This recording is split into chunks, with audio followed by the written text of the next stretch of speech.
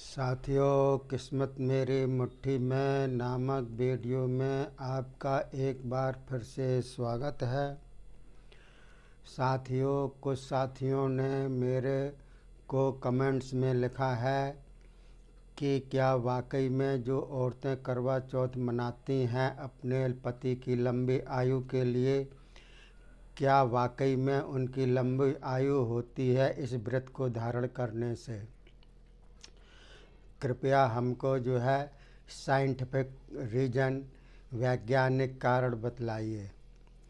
तो साथियों, scientific reason तो मैं आपको नहीं बतला सकता हूँ क्योंकि इसकी मेरे को नॉलेज कम है, लेकिन वैज्ञानिक कारण जो है वो आज धार्मिक और ज्योतिष विज्ञान की दृष्टि से मैं आपको बतलाता हूँ।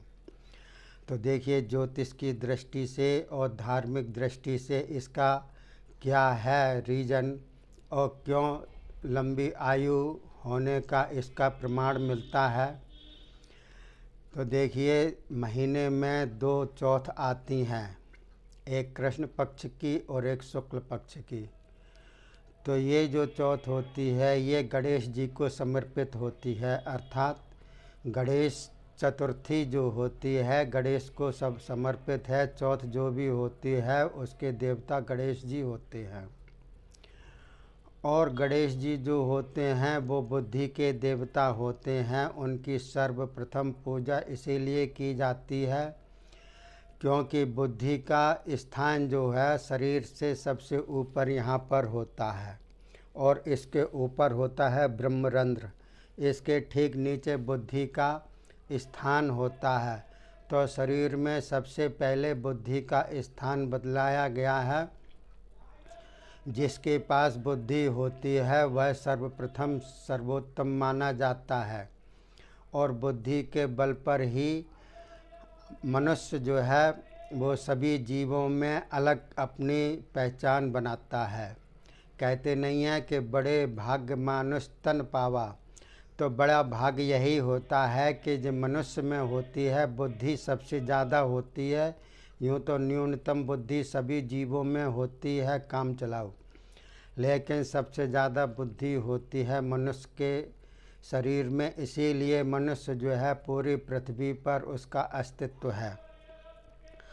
तो देखिए, पहला कारण तो यही है धार्मिक दृष्टि से कि अगर इसकी उपासना की जाए गणेश जी की तो बुद्धि प्रबल होती है। और चूँकि देखिए, औरत भी जो है एक शक्ति का रूप माना गया है धार्मिक दृष्टि से। हमारे सनातन धर्म में नारी शक्ति का प्रतीक मानी गई है।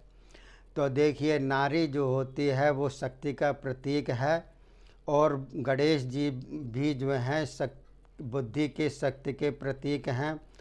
तो लिहाजा नारी जो है दिन भर अपने चौथ के दिन यानी कि गणेश जी की तिथि के दिन उपवास रखती है। उपवास होता है, व्रत होता है, यानी कि वो कुछ नहीं खाती पीती है, लिहाजा उसके शरीर में शिथिलता आ जाती है। उस शिथिलता की पूर्ति गणेश जी करते हैं, यानी कि भरते हैं, उसमें शक्ति का संचार करते हैं। लिहाजा बुद्धि उसमें विशेष रूप से नारी में आ जाती है। इसके अलावा देखिए, ज्योतिष के हिसाब से चंद्र जो होता है वह मन का कारक होता है, और ज्योतिष में जैसे राजा होता है सूर्य, वैसे ही चंद्र होता है रानी का पद होता है। ऐसे ही मंगल का पद होता है सैनिक में। तो देखिए, चंद्र जो है वह नारी के मन में, जो कि मन का कारक है, वह भी विद्यमान हो जाता है उस दिन। तो देखिए, बुद्धि का भी विकास अधिक हुआ उस दिन, और मन के ऊपर चंद्रमा का भी विकास हुआ अधिक। और चूँकि इस महीने में जो करवा चौथ होती है वह चंद्र कर्क राशि में पड़ता है। कर्क राशि जो होती है वह चंद्र की होती है, यानी कि कर्क राशि का देवता जो होता है वह चंद्र होता है। जो कि सबसे प्रबल होती है। सूर्य का सिंह राशि होती है, ऐसे ही कर्क राशि का चंद्रमा होता है।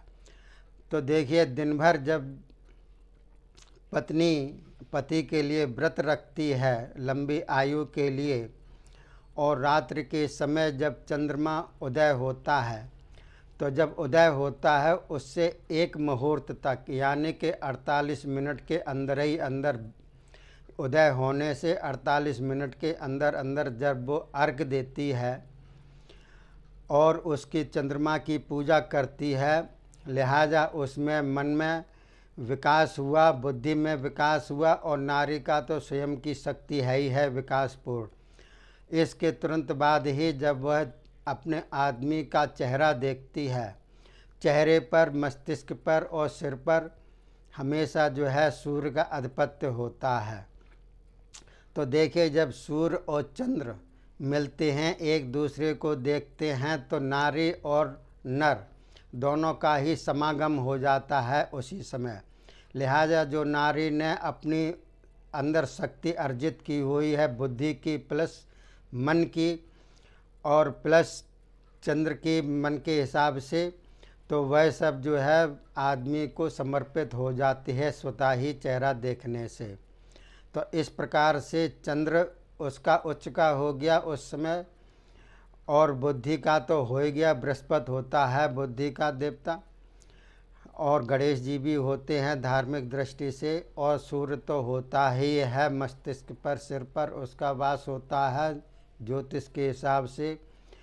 तो जिस आदमी का मन, बुद्धि और ये सूर्य तेज हो जाते हैं, तो उसका स्वतः ही उम्र बढ़ने के होते हैं पूरे पूरे चांसेस। क्योंकि और चाहिए क्या आदमी को, मन प्रफुल्लित हो, बुद्धि तीक्ष्ण हो, बुद्धि सही काम करे, मन सही काम करे, सूर्य उसका तेज हो, जिससे कि तेज आए, तो स्वतः ही उसका जीवन लंबा, आयु लंबी होना होती है। तो ये तो हुआ ज्योतिष के हिसाब से और धार्मिक दृष्टि से। इसके अलावा देखिए, आज जो है, आज भी विशेष दिन है जिसको कहते हैं अहोई अष्टमी। अहोई एक प्रकार से कोई जीव होता है, कीड़ा होता है, जो ज़मीन के अंदर खेतों में होता है।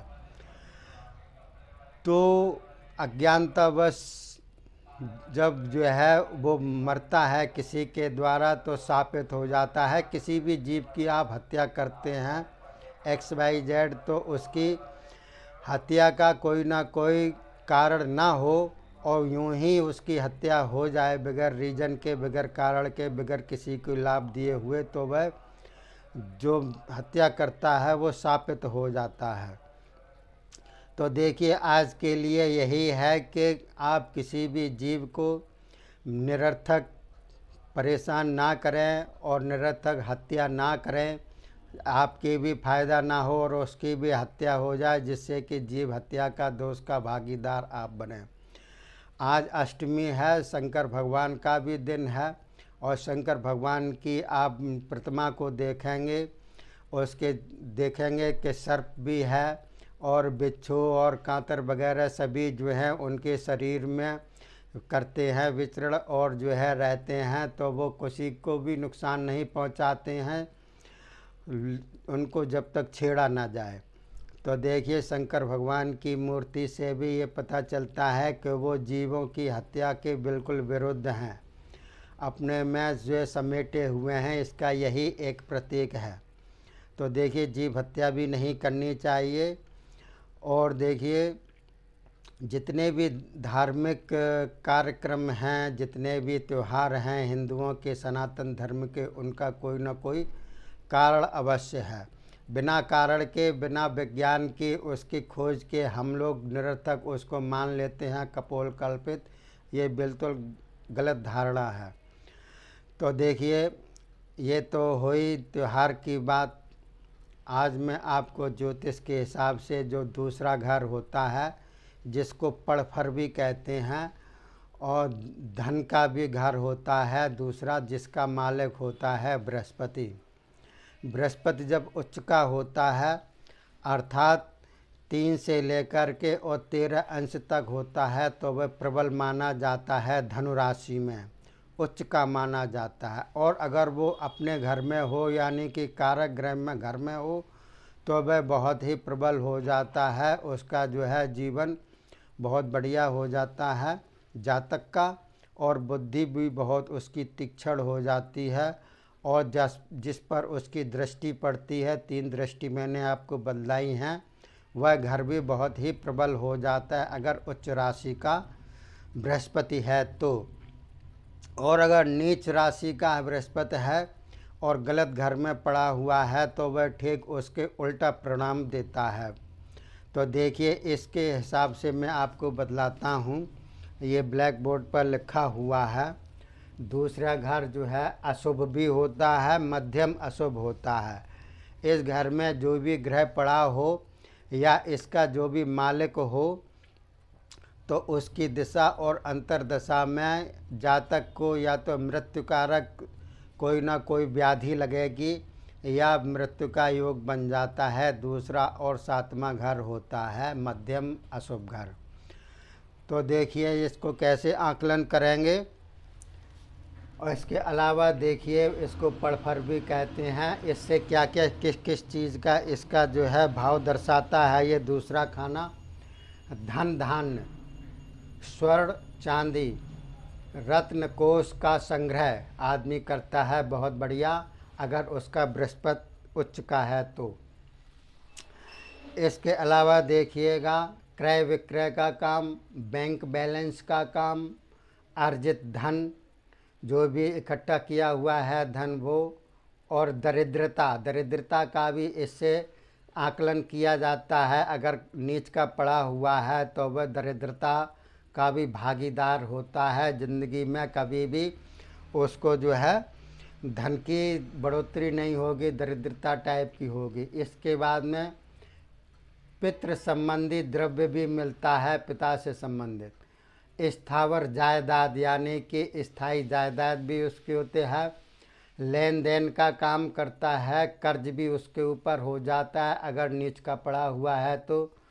खाने का पदार्थ उसकी कैसी रुचि है इसका भी, पात्र और वस्त्र का भी आकलन किया जाता है। मुख बोलने की शक्ति उसकी कैसी है इसी घर से पता चलती है।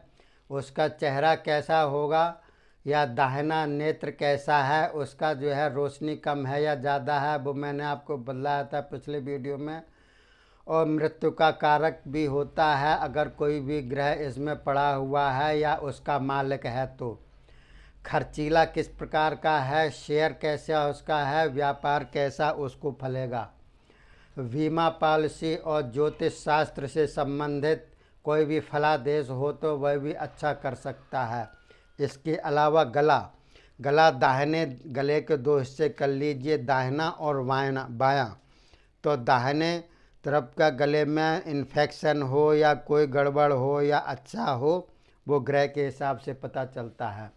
कुटुंब का पता चलता है और पड़ोसी का पता चलता है, पड़ोसी उसका कैसा होगा।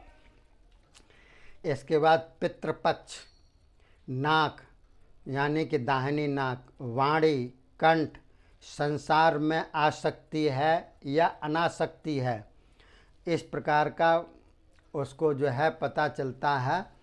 और गुरु कारक ग्रह है इस दूसरे खाने में।